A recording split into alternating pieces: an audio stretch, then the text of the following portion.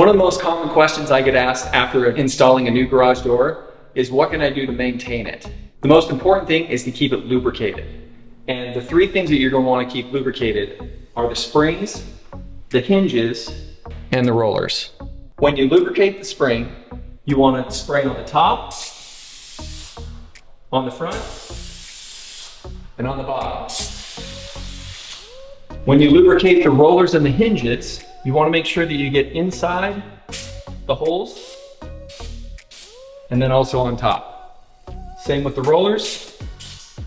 Going to give them a little spray. You're going to do that with every single hinge and every single roller from top to bottom. You're going to want to do this about every 6 months to maximize the performance of your garage door. The best kind of lubricant to get for this is a non-silicone and non-lithium lubricant. You can pick this up at any one of our locations, or you can get some at your local hardware store. If you have problems with your garage door or garage door operator, please contact us today.